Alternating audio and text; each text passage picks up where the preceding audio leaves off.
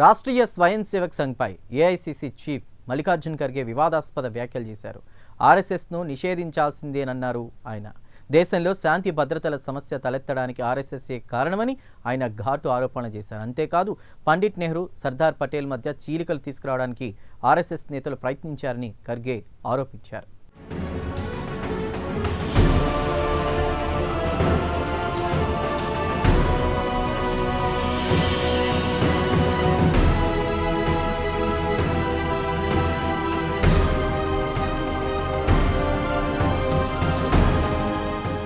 All India Congress committee అధ్యక్షుడు మల్లికార్జున ఖర్గే తాజాగా వివాదాస్పద వ్యాఖ్యలు చేశారు. దేశంలోని అనేక ప్రాంతాల్లో శాంతి భద్రతల సమస్య తలెత్తడానికి ప్రధాన కారణం రాష్ట్రీయ స్వయం సేవక్ సంఘేనని ఆయన ఆరోపించారు. ఈ నేపథ్యంలో ఆర్ఎస్ఎస్ను నిషేధించాల్సిందేనని మల్లికార్జున ఖర్గే పేర్కొన్నారు. అయితే ఇది తన వ్యక్తిగత అభిప్రాయమన్నారు ఆయన. కాంగ్రెస్ పార్టీతో ఎటువంటి సంబంధం లేదన్నారు మల్లికార్జున ఖర్గే.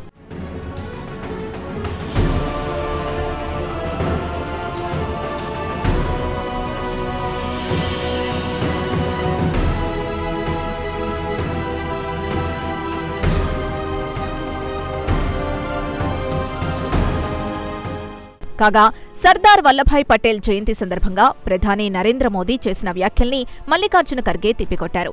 1948లో మహాత్మాగాంధీ హత్య తర్వాత ఆర్ఎస్ఎస్ను విమర్శిస్తూ అప్పటి హోంమంత్రి సర్దార్ వల్లభాయ్ పటేల్ చేసిన వ్యాఖ్యల్ని ఏఐసీసీ అధ్యక్షుడు ఖర్గే ఈ సందర్భంగా ఉదహరించారు. అంతేకాదు మహాత్మాగాంధీని హత్య జరిగే పరిస్థితుల్ని రాష్ట్రీయ స్వయం సేవక్ సంఘ్ సృష్టించిందని ఖర్గే మండిపడ్డారు. ఇదే విషయాన్ని పేర్కొంటూ సర్దార్ వల్లభాయ్ పటేల్ అప్పట్లో ఆర్ఎస్ఎస్ అగ్రనేత శ్యామ్ ప్రసాద్ ముఖర్జీకి ఒక లేఖ కూడా రాశారని ఖర్గే వెల్లడించారు.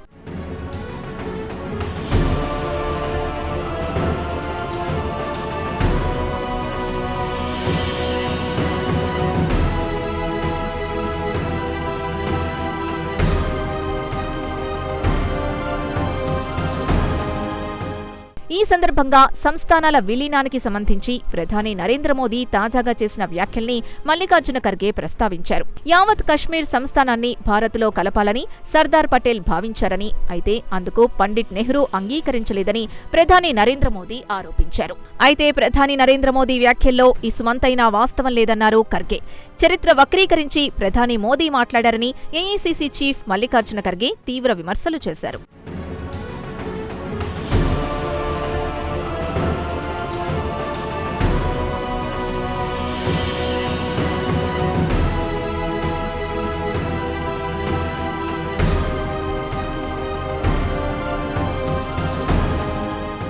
కాగా పండిట్ జవహర్లాల్ నెహ్రూ, సర్దార్ వల్లభాయ్ పటేల్ మధ్య సత్సంబంధాలుండేవని ఖర్గే వెల్లడించారు.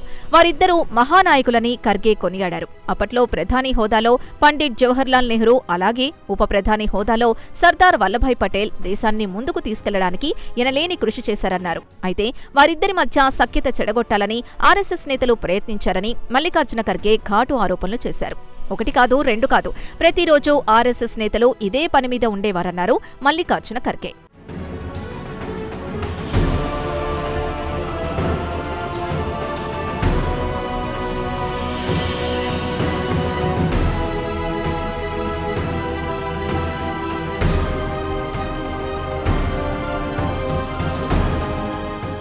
కాగా సర్దార్ పటేల్ని పండిట్ జవహర్లాల్ నెహ్రూ ఎన్నడూ కించపరచలేదన్నారు ఖర్గే. దేశ ఐక్యతకు సర్దార్ పటేల్ ఒక ప్రతీక అని పండిట్ నెహ్రూ అనేకసార్లు ప్రశంసించారని కాంగ్రెస్ చీఫ్ పేర్కొన్నారు. అలాగే పండిట్ జవహర్లాల్ నెహ్రూపై కూడా అదే అభిమానంతో సర్దార్ పటేల్ ఉండేవారన్నారు. పండిట్ నెహ్రూను అనేకసార్లు దేశానికి ఆదర్శంగా పటేల్ అభివర్ణించిన సంగతి ఇప్పటికీ చాలా మందికి గుర్తుండే ఉంటుందన్నారు మల్లికార్జున ఖర్గే.